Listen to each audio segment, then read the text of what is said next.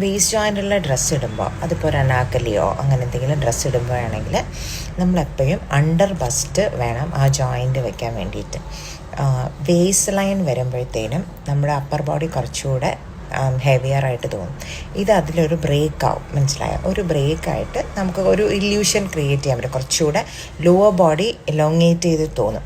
അത് കുറച്ച് ടോളായിട്ട് തോന്നാനും ഹെൽപ്പ് ചെയ്യും. ഈവൻ ഇപ്പോൾ ഒരു അനാക്കലി അങ്ങനെയൊക്കെ ആണെങ്കിൽ പോലും ആ വേസ്റ്റിൻ്റെ അവിടെ ഭയങ്കര ടൈറ്റ് ആക്കാതിരിക്കാൻ നോക്കാം. ഭയങ്കരമായിട്ട് ടൈറ്റ് ആക്കുമ്പോൾ നമ്മുടെ ടയേഴ്സൊക്കെ വിസിബിൾ ആവും. അവിടെയൊക്കെ കുറച്ച് ഈസ് കൊടുത്ത് ചെയ്ത് കഴിഞ്ഞാൽ നമുക്ക് വേസ്റ്റ് ജോയിൻ്റുള്ള ഡ്രസ്സുകളൊക്കെ ഇടാം. മാക്സിമം നമ്മൾ സ്റ്റിഫ് ഫാബ്രിക്സ് യൂസ് ചെയ്യാതിരിക്കുക. ലൈക്ക് ഓർഗാൻസയൊക്കെ ആകുമ്പോഴത്തേനും നമ്മൾ കുറേ കൂടെ ഫ്ലഫി ആയിട്ട് നമുക്ക് കുറച്ചുകൂടെ വോള്യൂം തോന്നിക്കും.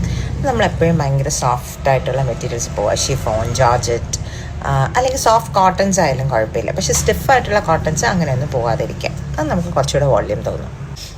പിന്നെ പ്രിൻസ് വരുമ്പോഴത്തേനും നമ്മളെപ്പോഴും കുഞ്ഞു കുഞ്ഞു പ്രിൻസ് പോവുക. പിന്നെ നെക്സ്റ്റ് വെർട്ടിക്കൽ ലൈൻസ് പോവുക. വെർട്ടിക്കൽ ലൈൻസ് പാറ്റേൺസൊക്കെ യൂസ് ചെയ്ത് കഴിഞ്ഞാൽ നമ്മൾ കുറച്ചുകൂടെ എലോങ്ങേറ്റ് ചെയ്ത് മെലിഞ്ഞ് തോന്നും.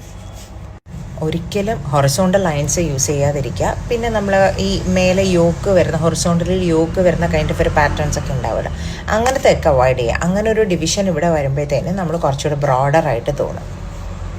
പിന്നെ നമ്മൾ നെക്ക് ലൈൻസ് ഭയങ്കരമായിട്ട് ശ്രദ്ധിക്കണം. വി നെക്ക് ലൈനൊക്കെ പോയാൽ നമ്മൾ നല്ലോണം മെലിഞ്ഞ് തോന്നും.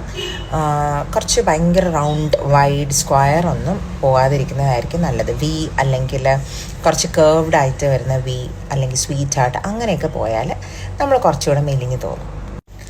Fit is the key. നമ്മളെപ്പോഴും പ്ലസ് സൈസ് ആയിരിക്കുമ്പോൾ നമ്മൾ കറക്റ്റ് ഫിറ്റായിട്ടുള്ള ഡ്രസ്സ് ഇടുക. Fit in the sense tight fit എന്നല്ല ഞാൻ ഉദ്ദേശിച്ചത്. ഇനഫ് ലൂസും ഈസും എല്ലാം ഇട്ടിട്ട് വേണം നമ്മൾ ഡ്രസ്സ് ചെയ്യാൻ വേണ്ടിയിട്ട്.